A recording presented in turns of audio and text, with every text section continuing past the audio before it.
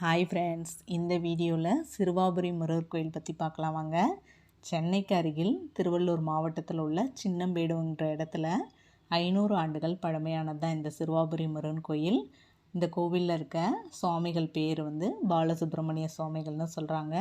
இங்கே தொடர்ந்து 5 செவ்வாய்க்கிழமை நெய் தீபம் ஏற்றிக்கிட்டு வந்தீங்கன்னா கண்டிப்பாக உங்களுக்கு சொந்த வீடு அமையும் அப்படிங்கிறது நம்பிக்கை இருக்குது மக்களுக்கிடையில். அது மட்டும் இல்லாமல் நிறைய பேர்த்துக்கு அது நடந்தும் இருக்குது.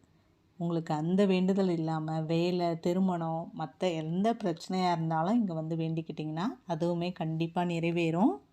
குறிப்பாக பார்த்திங்கன்னா சொந்த வீடு அமைவதற்கு இந்த கோயில் ரொம்பவே பிரசித்தி பெற்றதுன்னு சொல்கிறாங்க.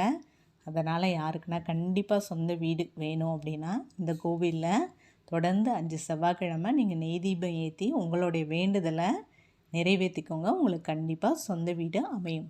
அருணகிரி நாதரால் பாடப்பெற்ற இந்த தலத்தில் மூலவர் சிலையும் நவகிரக சிலைகளுமே மரகத கல்லால் ஆனவை அப்படின்னு சொல்கிறாங்க. வேண்டியது நீங்கள் என்ன வேண்டிக்கிறீங்களோ அது கண்டிப்பாக நிறைவேறும் அப்படிங்கிறது தான். ராமாயணத்தோட தொடர்புடைய வரலாறு இந்த கோயிலுக்கு இருக்குன்னு சொல்கிறாங்க. இந்த கோவிலோட தலவிருச்சம் மகிழ மரம்.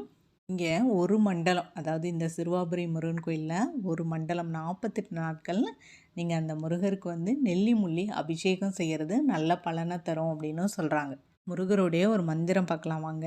ஓம் முருகா, குரு முருகா, அருள் முருகா, ஆனந்த முருகா, சிவசக்தி பாலகனே, சண்முகனே, சடாச்சரனே, என் வாக்கிலும் நினைவிலும் நின்று காக்க, ஓம் ஐம் ஹ்ரீம் வேல் காக்க அப்படின்ற அந்த மந்திரத்தை 21 முறை கூறி நீங்கள் முருகனை வழிபடுங்க. உங்களுக்கு வேண்டியது நிறைவேறும்.